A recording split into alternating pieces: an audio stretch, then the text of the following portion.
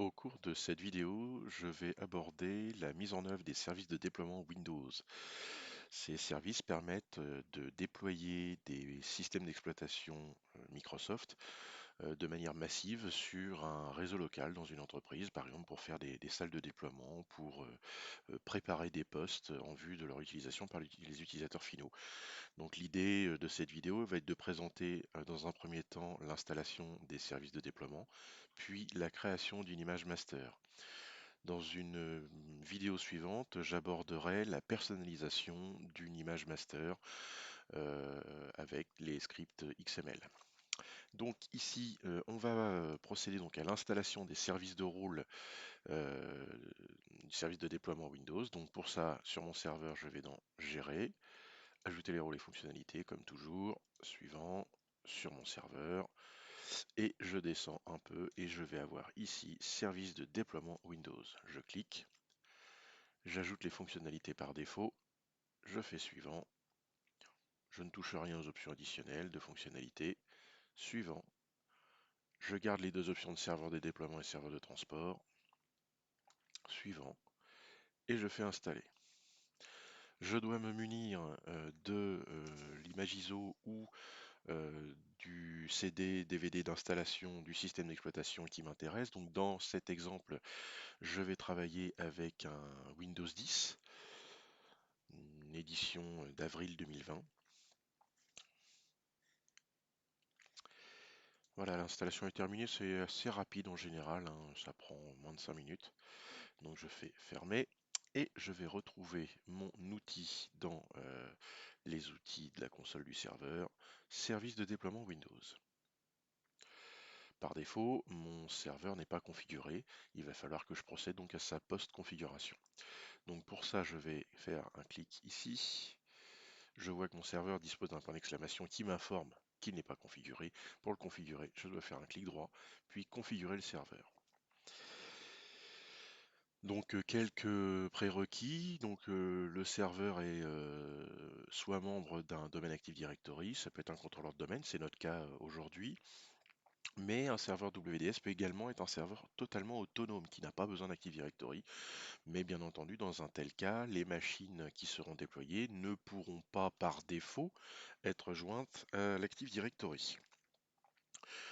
Il existe un serveur DHCP bien entendu sur le réseau puisque c'est grâce à ce serveur DHCP qu'on va amorcer le système sans clé USB, sans DVD, sans image ISO, hein. Tout va se passer par le biais du réseau pour l'installation du système d'exploitation.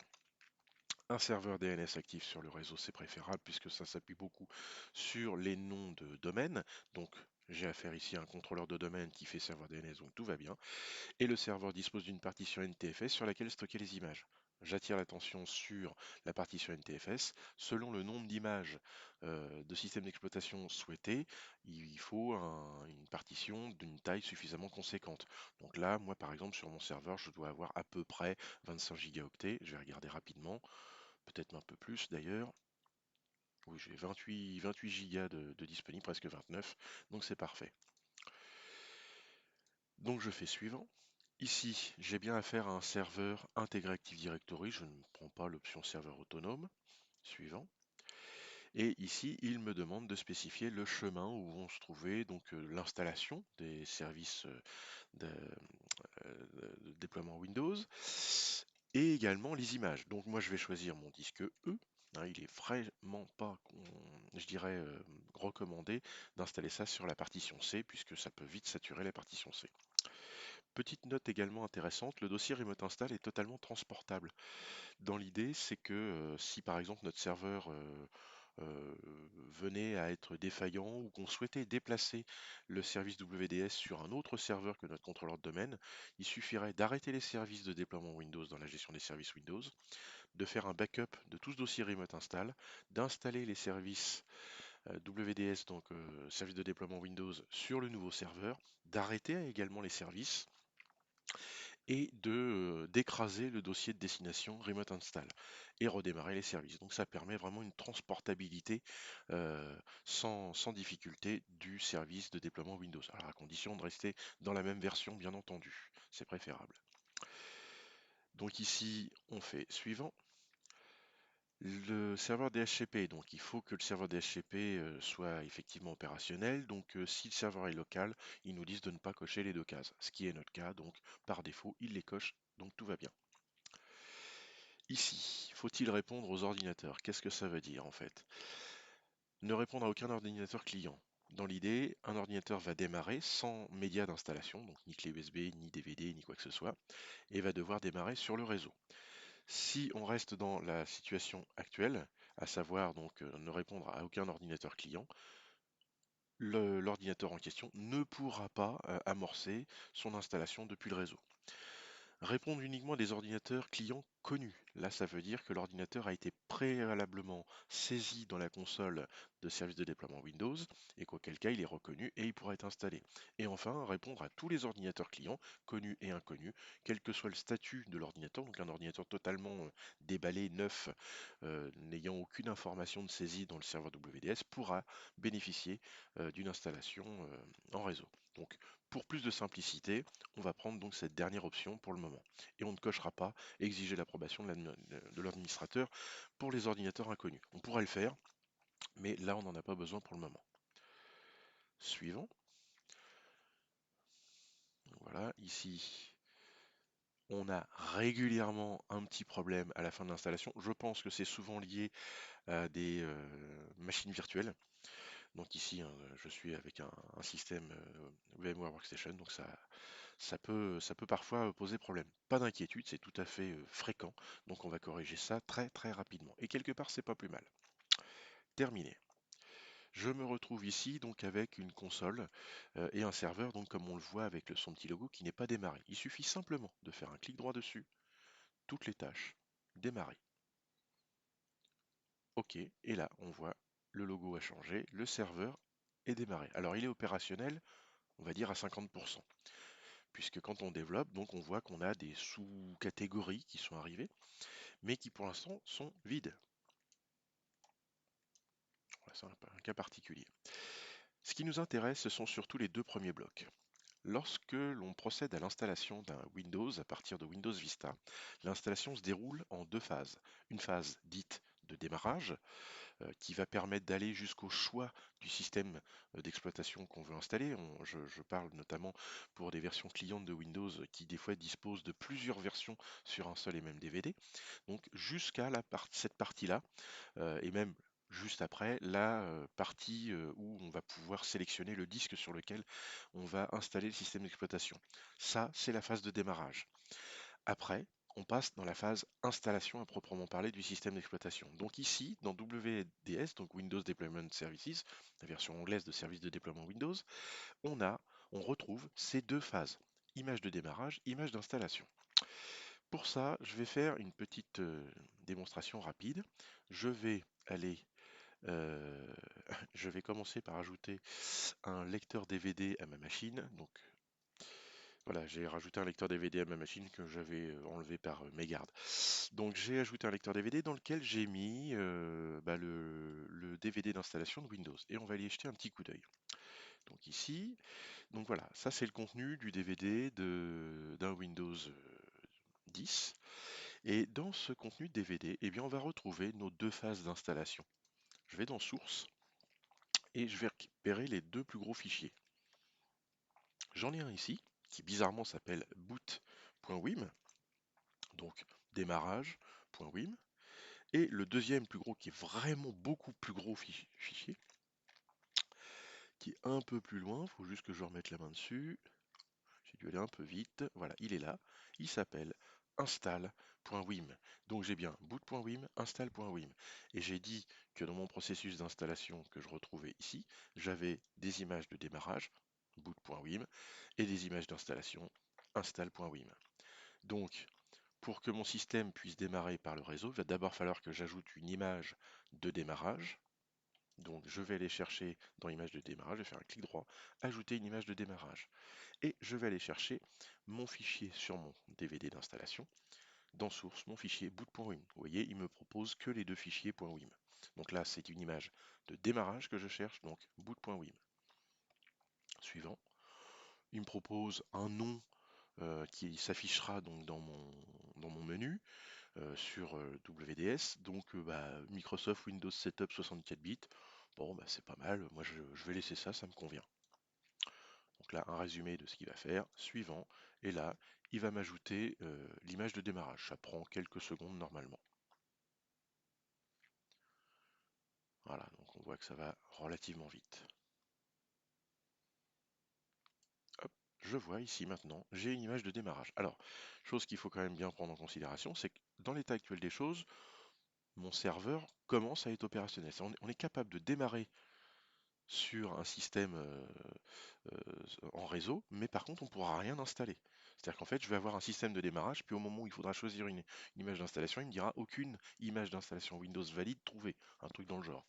Donc il faut ici maintenant que j'ai une image de démarrage, que j'ajoute les fichiers d'installation de Windows 10. Donc je vais faire exactement de la même façon pour l'image d'installation que pour l'image de démarrage. Un clic droit sur l'image d'installation, ajouter une image d'installation. Petite différence ici, c'est que je peux classer mes images dans des groupes. Donc par exemple, je peux l'appeler ici groupe Windows, Windows 10, voilà, par exemple. Si j'avais des images d'installation de Windows 8, je pourrais, si je le souhaitais, les mettre dans un autre groupe Windows 8. Mais je pourrais plus appeler mes images ici Windows Client ou version entreprise, version pro. Enfin, je peux faire plein de choses comme ça. C'est plus pour l'administrateur qui va s'occuper du serveur pour mieux ranger ces images. Mais ça n'a pas de caractère, je dirais, obligatoire de les ranger dans différents sous-groupes. Ici, donc, je vais aller rechercher, il m'a gardé le chemin que j'ai utilisé précédemment, et c'est tant mieux. Je vais aller chercher mon install.wim. Donc on voit qu'il est beaucoup plus gros, il sera donc par conséquent nettement plus long à installer sur mon serveur. Suivant, je vois ici que j'ai affaire à une image d'installation Windows, comme je le disais tout à l'heure, qui contient donc plusieurs versions. Dans mon exemple ici, je vais prendre uniquement la version Pro. Donc je vais décocher toutes les autres versions qui ne m'intéressent pas. Si je voulais les autres versions, il me suffirait simplement de les laisser cocher. Voilà, Windows 10 Pro, c'est parfait. Et j'ajoute l'image d'installation de mon Windows 10 Pro. Donc voilà, ça a bien avancé. Et ça se termine. Donc ça a pris un peu plus d'une minute, quasiment.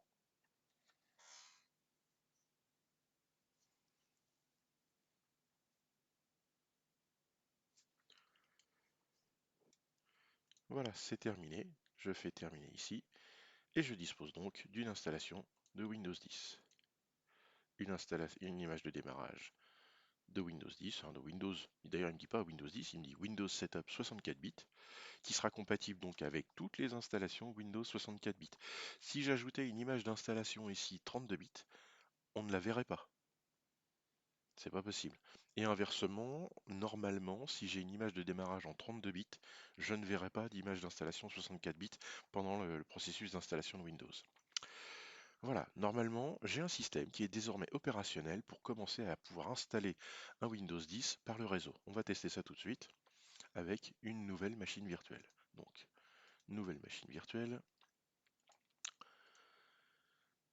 Windows 10 64 bits. Alors, petite précision pendant que je fais ça, il n'est pas rare que avec la virtualisation, on rencontre quelques soucis, notamment avec les démarrages UEFI ou UEFI des systèmes d'exploitation et du PXE. Donc, on va espérer que ça se passe bien. On a déjà eu des précédents où ça s'est pas toujours très bien passé. Dans ces cas-là, je vous expliquerai comment dans VMware on peut repasser en mode BIOS et non pas UEFI pour une machine neuve. Suivant, comme d'habitude, donc là c'est une machine, tout ce qu'il y a de plus banal, hein, sauf que elle va avoir un détail assez intéressant. Je vais donc, bon, je vais enlever l'imprimante qui me sert à rien. Je vais au niveau du réseau me mettre sur le même réseau que mon serveur. Et pour vous prouver que l'installation se fait sans DVD, je vais enlever le DVD carrément. Voilà, je garde juste le contrôleur réseau. J'aurais pu enlever le USB, bon, enfin, on va pas être fou non plus, ça sert plus à grand chose à un moment donné. Ok, et je vais démarrer ma machine virtuelle, puisque par défaut, une machine virtuelle sur un système VMware démarre via un boot sur le réseau, un boot PXE. Donc voilà, là, EFI Network. Et si ça se passe bien, voilà, j'arrive ici et il me demande de cliquer sur Entrée pour amorcer le démarrage réseau. Je vois en bas que je démarre bien depuis mon contrôleur de domaine qui a bien l'adresse IP 192.168.25.1. Et qu'est-ce qu'il me lit? Il me lit le fichier que j'ai ajouté, boot.wim. Donc ici, j'amorce bien une image réseau euh, depuis mon serveur WDS. Donc ça prend quelques secondes. Et après, on arrive vraiment dans un processus de démarrage classique de Windows. Alors classique, presque. On va voir qu'il y a quelques petites nuances dans ce processus de démarrage.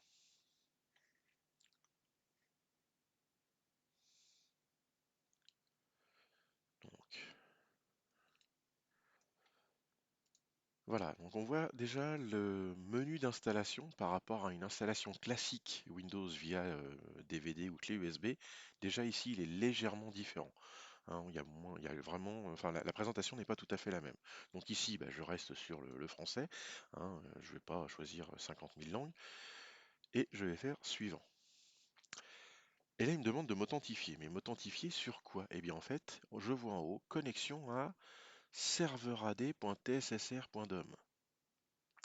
Eh bien, ici, je vais me connecter sur mon serveur de domaine avec la bonne authentification, le bon identifiant et le bon mot de passe.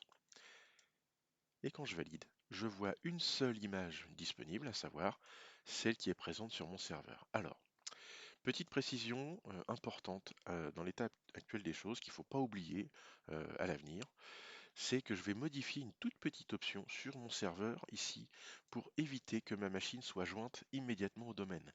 Parce que si je laisse la case cochée et que je terminais mon installation par erreur, ma machine serait jointe au domaine et du coup, j'aurai un problème pour la phase 2 de la préparation pour l'image dite master. Donc, ici, je vais faire propriété, je vais sur l'onglet client et je vais cocher la case ne pas joindre le client à un domaine après une installation. Je peux le faire maintenant, c'est pas gênant. OK.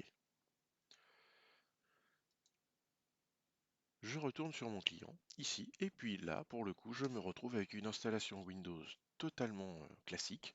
Donc là, je vais procéder à l'installation sur le lecteur C. Et je vais laisser l'installation se dérouler euh, de manière totalement normale pour le moment. Donc je vois que mon installation se déroule pour le moment dans de très bonnes conditions. Donc ici, redémarrage dans 8 secondes, je vais forcer le redémarrage.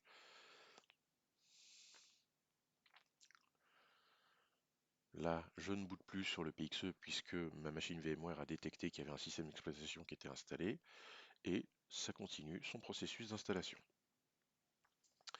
Mon installation donc continue son œuvre et j'arrive donc ici où je pourrais potentiellement terminer, ouais, vraiment terminer l'installation de mon Windows. Sauf que l'objectif ici est de créer une image personnalisée de Windows, donc qui inclura certains logiciels, et que l'on renverra sur le serveur de manière à déployer cette image personnalisée de manière massive sur 10, 20, 30, 50, 200 postes si on le souhaite, de manière totalement identique.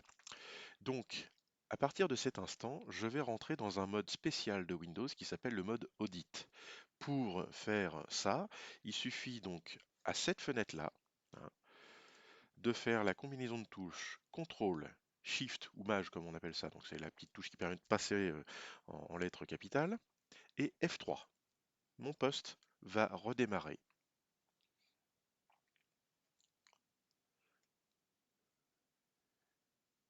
dans un mode dit d'audit, qui est un mode qui permet de post-paramétrer notre Windows sans avoir à remplir tous les champs de langue, j'en passe et les meilleurs, d'installer des applications, éventuellement d'installer des mises à jour si on le souhaite sur la machine, pour pouvoir la préparer. Et donc là, on voit qu'il va ouvrir automatiquement une session en tant qu'administrateur sans mettre de mot de passe. Alors, Rassurez-vous, c'est pas vraiment une faille de sécurité puisque cette combinaison CTRL-SHIFT F3, on ne peut la faire que pendant la phase d'installation de Windows et pas une fois que la Windows est terminée d'installer et qu'il attend l'identifiant d'un utilisateur. Vous pouvez essayer de faire CTRL-SHIFT F3 sur un poste finalisé, il ne se passera absolument rien.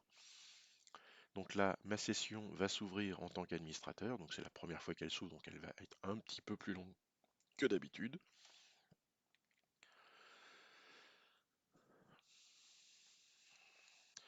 Voilà, donc ça a démarré. Donc ici, bah, je vais autoriser donc, les paramètres de réseau et je vois donc juste derrière que j'ai une fenêtre qui s'est ouverte, outil de préparation du système, version 3.14. Alors, c'est un outil qui nous permettra, une fois qu'on aura fini la personnalisation de notre système, de le réinitialiser, de le généraliser de manière à ce qu'on puisse l'enregistrer sur le serveur de déploiement pour pouvoir redéployer ça sur X machines de manière totalement, je dirais, transparente, comme si on installait un système d'exploitation standard, sauf que là, ce sera un système d'exploitation qui aura déjà été personnalisé. Donc pour le moment, je n'ai pas besoin de cet outil, donc je vais le fermer avec la petite croix. Ce que je vais faire dans mon exemple ici, je vais par exemple installer Edge Chromium. Et puis je vais installer Adobe Reader et je vais installer quelques mises à jour. Donc je vous fais grâce de ces étapes-là. On se retrouve une fois que c'est fait. Voilà, donc j'ai installé les mises à jour sur mon Windows 10, j'ai installé Microsoft Edge, Adobe Reader, et j'ai redémarré mon poste puisque les mises à jour me le demandaient. Et du coup, en le redémarrant, et bien à chaque démarrage, pour l'instant, tant que je n'ai pas validé ces options-là, le système de préparation, enfin l'outil de préparation système sera relancé systématiquement. Donc ici, il me reste juste à cocher généraliser. Et pour le coup, pour l'instant, je vais faire arrêter le système et non pas redémarrer. Je vais expliquer juste après pourquoi. Donc je lance cette phase et le système va s'arrêter au bout d'une à 2 minutes parce qu'il y a un certain nombre de préparatifs qui sont faits. Pendant ce temps-là, je vais aller sur mon serveur. Sur mon serveur, je vais avoir une opération à réaliser. Je vais aller dans la console de gestion des services de déploiement Windows. Je vais retrouver mon image de démarrage, mon image d'installation. Et je vais devoir créer une image qui ne va pas servir à installer un système d'exploitation, mais qui va servir à absorber un système d'exploitation déjà installé et l'envoyer sur le serveur. Pour faire simple, jusqu'à maintenant, j'ai une image de démarrage qui me permet d'envoyer l'installation depuis mon serveur vers un client. Là, je vais générer une nouvelle image de démarrage à partir d'une déjà existante, celle que j'ai sous les yeux, pour que je prenne ce qu'il y a sur un client et que je l'envoie sur le serveur. L'idée, c'est que mon client là m'a servi de modèle, je vais envoyer ce modèle sur le serveur et du coup, après, je pourrai déployer ce modèle que j'aurai sauvegardé sur mon serveur sur tous les postes que je désire. Donc, pour faire ça, je vais faire un clic droit sur mon image de capture, mon image de démarrage, pardon, et ici, j'ai l'option pour créer une image de capture. Donc ici, il me remet le même nom, donc c'est pas très logique.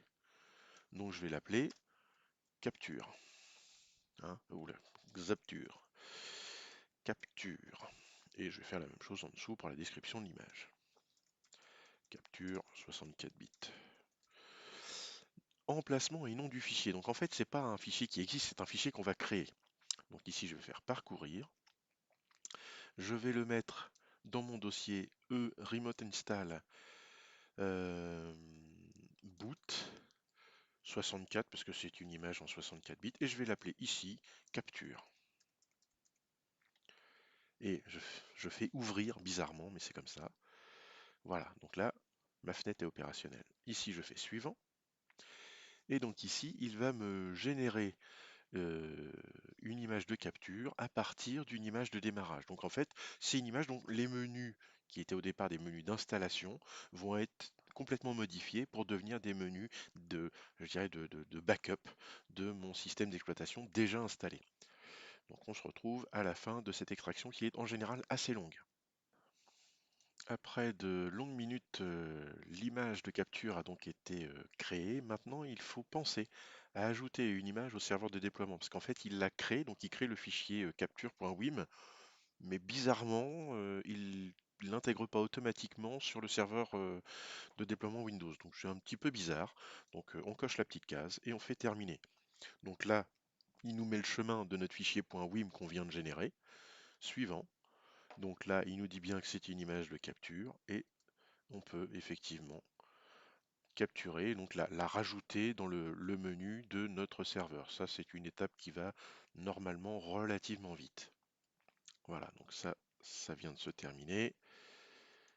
J'ai donc maintenant sur mon serveur deux images.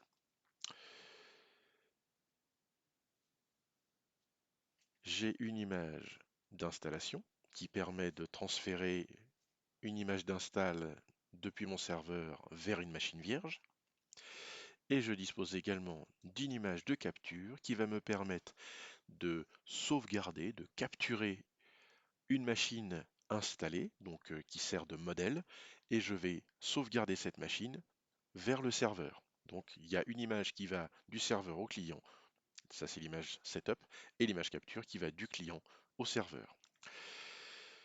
Mon Windows 10 s'est arrêté tout à l'heure comme je l'avais demandé. Maintenant, il va falloir que je le redémarre, mais je vais devoir le démarrer très rapidement de manière à aller dans le BIOS et choisir de démarrer en mode comment?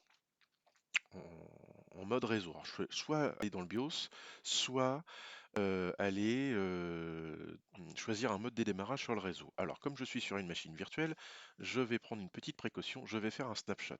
J'explique juste après pourquoi. Si par mégarde, je ne vais pas assez vite à choisir mon mode de démarrage et que mon Windows commence à démarrer, mais ne serait-ce que juste voir le logo Windows, je suis bon pour refaire l'étape du contrôle Maj F3, de redémarrer le système et de réarrêter en faisant la petite case généralisée.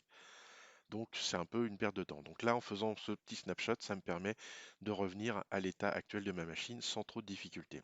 Donc ce que je vais faire, c'est qu'ici, je vais cliquer sur Power On this virtual machine, je vais cliquer dans la fenêtre de ma machine virtuelle et je vais faire F12, je crois, pour forcer l'amorçage réseau. Donc ça va aller assez vite. Je démarre, je clique dedans et je fais F12. Voilà, en faisant F12, je suis arrivé sur le Boot Manager. Donc ici, je vais aller sur EFI Network pour faire un démarrage donc sur le réseau en mode EFI. Comme tout à l'heure, je vais faire un démarrage via le PXE, l'objectif étant de démarrer sur l'image de capture. Donc là, le menu et je valide. Ici, par rapport aux fois précédentes où je ne voyais pas ce menu puisque j'avais que l'image de setup, là j'ai la possibilité d'aller sur l'image de capture.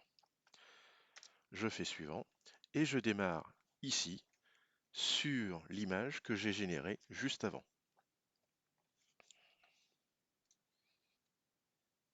Voilà, donc ça démarre. Et voilà ce sur quoi j'arrive. Plutôt qu'une image donc d'installation, je suis bien sur l'assistant capture d'image de service de déploiement Windows. Donc on est vraiment sur un menu complètement différent de ce qu'on a eu au préalable. Donc ici je vais faire suivant. Et c'est là qu'on va voir si mon étape de préparation de mon système euh, personnalisé s'est bien déroulée. C'est si ici j'ai une lettre de lecteur qui s'affiche dans le menu déroulant.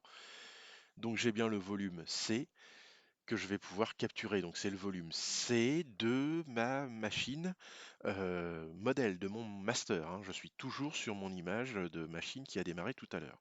Donc le nom de l'image, je vais l'appeler par exemple Windows 10 Master. Alors, je suis pas trop fan des espaces dans tous les sens, donc je vais l'appeler Win10 Master. Et en dessous dans le descriptif, Windows 10 Master. Suivant. Ici, alors c'est un peu spécial, là je vais parcourir. Là je suis sur la machine qui me sert de modèle. Et donc je suis obligé d'enregistrer d'abord le fichier qui me servira au final d'image à envoyer sur le serveur. C'est un petit peu bizarre, donc il faut bien que je le stocke quelque part sur cette machine. Donc j'ai le disque C, je vais rester sur le disque C, et ici je vais créer un objet que je vais appeler master. Et je fais enregistrer. Je mets pas d'extension, je mets rien. Donc il va me créer sur ma machine modèle, à la racine sur le C, un fichier qui va appeler master.wim. L'objectif, c'est que ce fichier image d'installation, parce il va créer une image d'installation, bah, que je la mette sur mon serveur, tant qu'à faire. Mon serveur WDS pour pouvoir derrière la redéployer sur le nombre de postes désirés. Donc en cochant la case, le champ nom du serveur est de nouveau disponible. Donc mon serveur, il s'appelle de mémoire euh, serveur AD, je crois qu'il y a peut-être le U. Je sais plus. Je vais aller vérifier parce que c'est vrai que j'ai un trou de mémoire. Alors, mon serveur, il s'appelle serverad.tssr.dom. Donc, serverad.tssr.dom. Alors, je vois ici hein, que je n'ai absolument pas de backslash à mettre nulle part, hein. Je mets juste le nom du serveur. Connexion. Et j'ai normalement une fenêtre noire qui s'affiche me demandant de m'authentifier donc sur mon serveur AD. Donc là, je vais utiliser le compte administrateur, oula, administrateur at tssr.dom, le mot de passe de mon serveur et je peux, si je le souhaite, cocher, mémoriser ces informations d'authentification. Alors vérifiez bien que vous n'êtes pas trompé, parce que sinon c'est un petit peu embêtant. Et je fais OK. A priori, pas d'erreur, donc ça s'est plutôt bien passé. Pour le savoir, eh bien ici, je vais voir si je retrouve mon groupe d'images qui s'appelait Windows 10. Formidable. Donc je suis bien connecté à mon serveur, et ici, j'ai retrouvé le nom du groupe d'images. Donc ce qui veut dire que cette image de capture sur laquelle j'ai démarré sur mon poste master, mon poste modèle, va dans un premier temps créer une image d'installation de ce propre PC-là sur son disque C. Cette image sera ensuite envoyée sur le serveur WDS dans le groupe d'images Windows 10 que j'ai créé au préalable qui contient déjà mon installation de Windows 10. Bon à savoir, ce fichier va quand même être assez volumineux. Il sera supprimé du client à partir du moment où il est envoyé sur le serveur. Donc à partir de là, je peux faire suivant et c'est parti pour une étape qui dure facilement 20 à 30 minutes. Donc on voit que la capture se termine. Pour l'instant, ça s'est plutôt bien passé. Il peut arriver parfois qu'en fin de capture, une erreur se produise, donc il faut recommencer. Donc c'est un petit peu long, mais en général, ça se passe plutôt bien.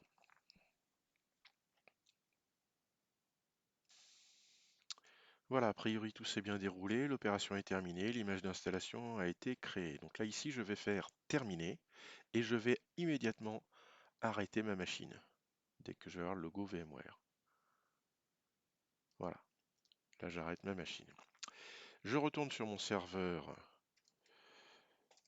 de déploiement, mon serveur AD, et je vais vérifier que j'ai bien dans les images d'installation sur Windows 10, j'ai bien récupéré mon Win 10 Master, que je peux renommer ici si je le souhaite, hein, mais au moins je sais que ça s'est bien passé.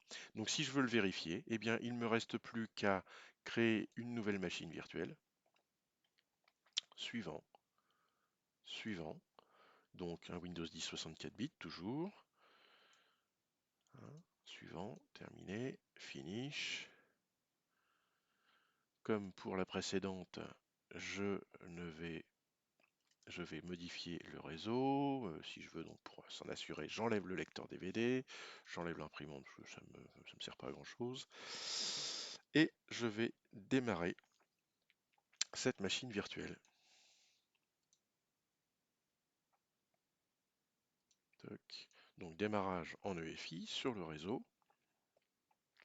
Il me trouve le serveur, j'appuie sur Entrée. Ici, donc, je n'ai plus besoin de mon image de capture, je pourrais même la masquer.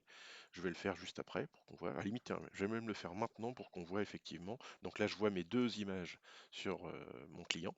Je vais sur mon serveur de déploiement. Dans Image de démarrage, je vais faire un clic droit sur l'image de capture et je vais la désactiver. ici, je vais rebooter mon client à nouveau en EFI et on va voir que là, je n'aurai plus le menu puisque je n'ai plus qu'une seule entrée dans le menu, hein, l'image de capture étant désactivée. Hop, ça démarre directement sur l'image boot.wim.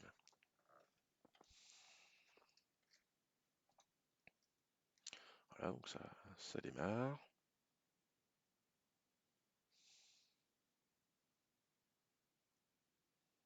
Donc on voit que je suis bien maintenant sur une image d'installation, un démarrage du programme d'installation. Ici, comme tout à l'heure, je fais suivant, je vais devoir m'authentifier. Donc là, administrateur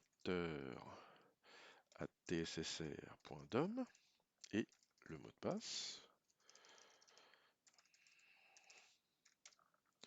Et je vous retrouve ici mon Windows 10 Master. Donc si je le veux, là je vais le faire pour la forme, mais je vais arrêter la vidéo juste après ça.